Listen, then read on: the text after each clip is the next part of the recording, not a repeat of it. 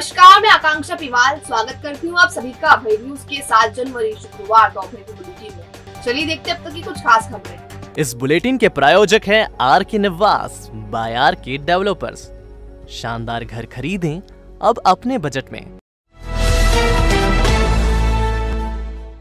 शहर में रोजाना कोरोना का संक्रमण नए रिकॉर्ड तोड़ रहा है। बावजूद इसके भाजपा नेता सुधरने को तैयार नहीं है। कैबिनेट मंत्री मोहन यादव की मौजूदगी में प्रशासन का दोहरे रवैये के साथ बड़े कार्यक्रम किए जा रहे हैं। हाल ये है कि जिन पर संक्रमण रोकने की जिम्मेदारी है वही कोरोना बम बनकर घूम रहे हैं। टावर चौक पर गुरुवार रात हुई AR रहमान नाइट में कोविड प्रोटोकॉल की सरेआम धज्जियां उड़ाई गई। हद तो ये रही कि इस भीड़ भरे कार्यक्रम पर रोक लगाने की हिम्मत ना तो प्रशासन की हुई और ना ही पुलिस की। उल्टा प्रशासनिक अधिकारी और पुलिसकर्मी कार्यक्रम का मजा लेते नजर आए। अब आप सबसे पहले गृह मंत्री नरोत्तम मिश्रा की ये बाइट सुनिए।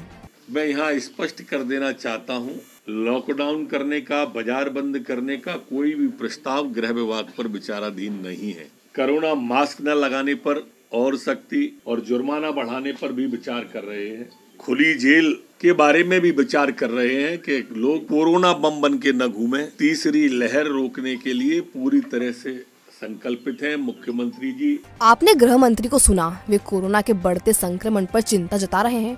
प्रदेश में आर्थिक संकट ना हो इसके लिए वे लॉकडाउन नहीं लगाने की बात कर रहे हैं, लेकिन बड़े कार्यक्रम बंद करने, सोशल डिस्टेंसिंग और मास्क की अनिवार्यता पर जोर दे रहे हैं। बावजूद इसके उनकी ही पार्टी के लोग मान नहीं रहे।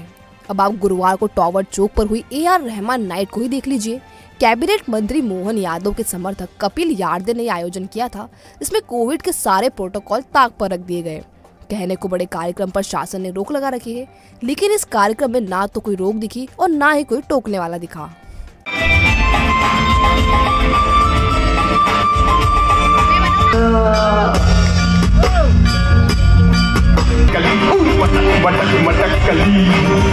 आपने कार्यक्रम का वीडियो देखा। पूरा टावर चौक खचाखच भरा हुआ है। इसमें कहीं भी सोशल डिस्टेंसिंग का पालन नहीं हो रहा, ना ही लोगों ने मास्क पहन रखे हैं। हद तो ये है कि ऐसे भीड़ भरे कार्यक्रम सत्ताधारी दल के लोग ही कर रहे हैं।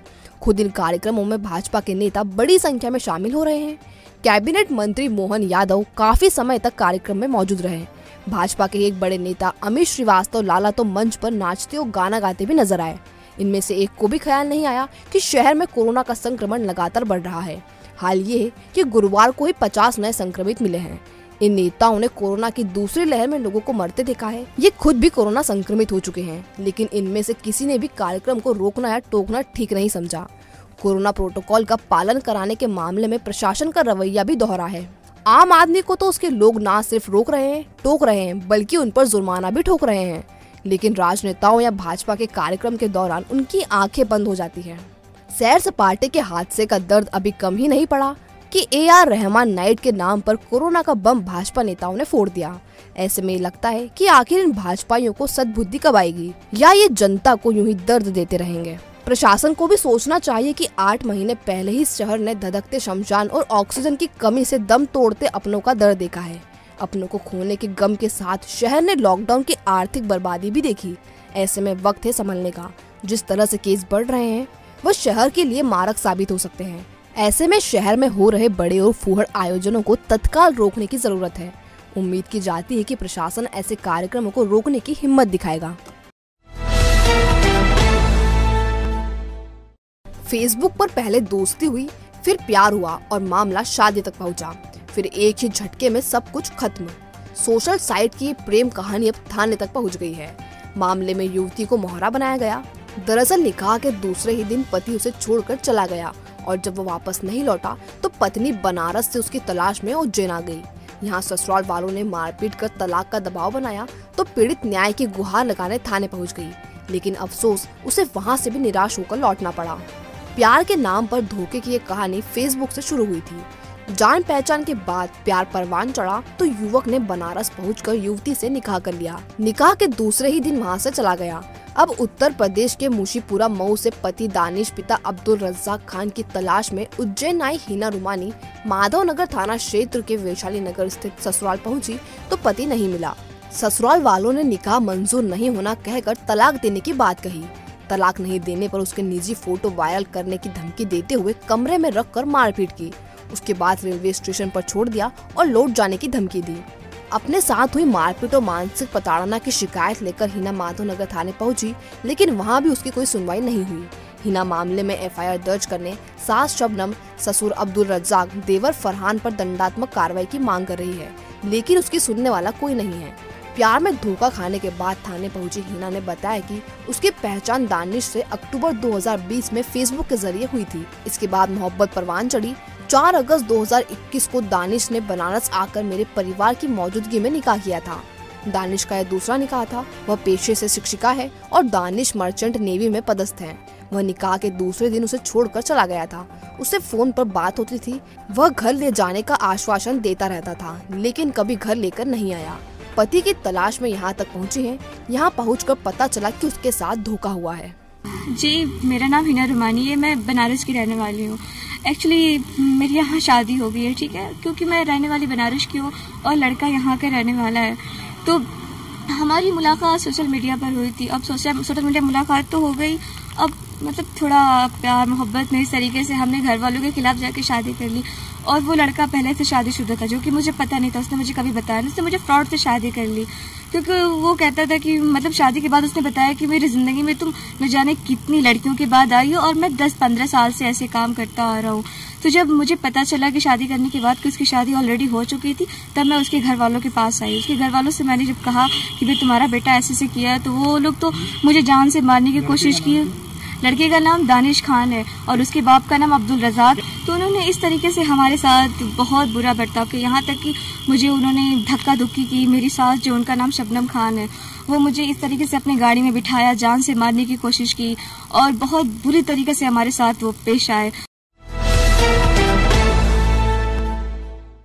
तराना में एक छात्रा की संदिग्ध परिस्थितियों में मौत हो गई। छात्रा के मामा का कहना है कि वैक्सीन लगवाने के बाद हाथ दर्द कर रहा था। बाद में तबीयत बिगड़ी और मौत हो गई। जिला अस्पताल में 4 डॉक्टरों की टीम ने शव का पीएम किया है। रिपोर्ट आने के बाद ही मौत के सही कारणों का खुलासा होगा।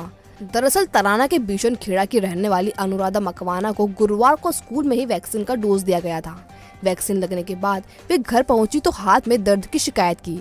उसे तत्काल अस्पताल ले जाया गया। वहां से उसे उज्जैन रेफर कर दिया गया, लेकिन रास्ते में ही उसकी मौत हो गई। मामा मेहरबान सिंह के अनुसार वैक्सीन लगने के बाद अनुराधा ने हाथ दर्द की शिकायत की थी। इधर शुक्रवार को 4 डॉक्टरों की पैनल ने शव का पीएम किया। डॉक्टर जितेंद्र शर्मा ने बताया कि 4 डॉक्टरों की पैनल ने पीएम किया है। पीएम के बाद काफी आर्टिकल्स हायर जांच के लिए भेजे हैं। 2-3 दिन बाद रिपोर्ट आने पर स्थिति स्पष्ट होगी। ना सर, ये है कि वो बालिका अपने स्कूल गई थी, तो स्कूल में क्यों वैक्सीन का लग रहा है, तो कल तो उसका वैक्सीन का जो वेरिफिकेशन हो गया कागज़ का, वो हो गया था, लेकिन वैक्सीन आज लगी उसको। और उसको हाथ में दर्द, अपनी दुकान पर, रोड पर दुकान है अपने पंचर की, पैदल आ रही थी, रास्ते में गिर गई। तो मैं तो वो सर आज उसकी जानकारी निकाल नहीं पाया, इस हालत में लेके आया तुरंत। मैं यहाँ पे मैं मेहमान चला गया था। अभी हमारे जिला अस्पताल में पोस्टमार्टम रूम में अभी एक पैनल के द्वारा पोस्टमार्टम हुआ है, जिसमें हमारे 4 डॉक्टर्स की टीम थी। और पोस्टमार्टम करने के पश्चात हमने काफ़ी सारे आर्टिकल्स हैं जो हायर अथॉरिटी में फॉरेंसिक लैब के लिए पहुंचाए हैं, जिसमें हमने हिस्टोपैथोलॉजिकल के लिए, प्लस ड्रग एनालिसिस के लिए और केमिकल एनालिसिस के लिए ये सब जांचें पहुंचाई है। और संभवतः इनकी रिपोर्ट भी 2-3 दिन के अंदर जल्दी से जल्दी आ जाएगी। मौसम बार बार अंगड़ाइयां ले रहा है। सर्दी का मौसम होने के बावजूद स्थिरता नहीं है, खासकर पिछले 2 दिनों से। गुरुवार शुक्रवार की दरमियानी रात हल्की सी बारिश हुई, जो सुबह तक जारी रही। बूंदों की रिमझिम से मौसम सुहाना हो गया। बादलों के साथ सूरज की लुका छुपी भी चलती रही। दोपहर में सूरज निकला, लेकिन उसकी तपन फीकी रही।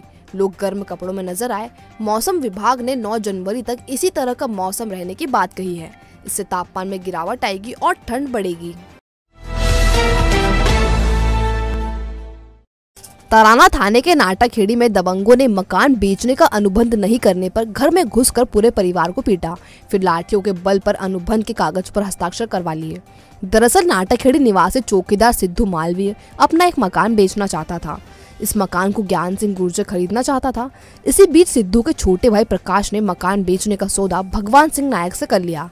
इस बात की जानकारी जब ज्ञान सिंह को लगी तो वह भाई संजू और बदमाशों को लेकर सिद्धू के घर पहुंचा और मारपीट शुरू कर दी। ज्ञान सिंह ने सिद्धू, उसके बेटे मनोहर, मां लीलाबाई, भतीजे नीलेश और मनोहर को बुरी तरह पीटा। गंभीर चोट आने पर सिद्धू, लीलाबाई को जिला अस्पताल में भर्ती कराया गया। घायलों ने बताया कि आरोपी ने कट्टा निकालकर मकान खरीदी के अनुबंध पर दस्तखत करवा लिए। अमूल की अमानक आइसक्रीम बेचने वाले 3 आरोपियों को कोर्ट ने 20 साल बाद 1-1 साल की सजा सुनाई है। इन पर 6,000 रुपए का जुर्माना भी लगाया है। प्रथम श्रेणी न्यायाधीश पल्लवी ने फैसला सुनाया है। दरअसल 21 जुलाई 2002 को आगर रोड औद्योगिक क्षेत्र में राकेश जैन की खाद्य दुकान से फूड इंस्पेक्टर AB चौधरी ने अमूल कंपनी की वैनिला और स्ट्रॉबेरी फ्लेवर के 1250 ml के पैकेट जांच के लिए खरीदे थे। इनके नमूने जांच के लिए भोपाल भेजे थे। प्रयोगशाला से आई रिपोर्ट के मुताबिक स्ट्रॉबेरी फ्लेवर अमानक निकला। ऐसे में Gujarat Cooperative Milk Marketing Federation के depot in charge SV Dikshit, quality control Mother Dairy Ghanshyam ji Soni और managing director Gujarat Cooperative Milk Marketing Federation Limited BM Vyas को 1-1 साल की सजा सुनाई है। इन पर 6,000 रुपए का जुर्माना भी लगाया है। वितरक राकेश जैन को बरी कर दिया गया है। ASP रविंद्र वर्मा ने नीलगंगा थाने की महिला प्रधान आरक्षक गोहर सुल्ताना को लाइन अटैच कर दिया है। सुल्ताना की मौजूदगी में NDPS के एक आरोपी ने मीडिया कर्मी को बयान दे दिया था। दरअसल नीलगंगा थाने में बंद NDPS के आरोपी विक्की मीणा को पेशी के लिए कोर्ट लाया गया था। इसी दौरान मीणा ने मीडिया कर्मी को पूरे मामले पर बयान दे दिया था। ASP ने इस चूक के लिए प्रधान आरक्षक गोहर सुल्ताना को जिम्मेदार माना और लाइन अटैच कर दिया। तो ये थी आज की कुछ खास खबरें। अगर खबरों को लेकर आपके पास कोई फीडबैक हो तो हम तक जरूर पहुंचाएं। और जाने से पहले अभय न्यूज़ आपसे अपील करता है कि मास्क लगाएं और सोशल डिस्टेंसिंग का पालन करें। कल फिर मिलेंगे नए बुलेटिन के साथ। नमस्कार।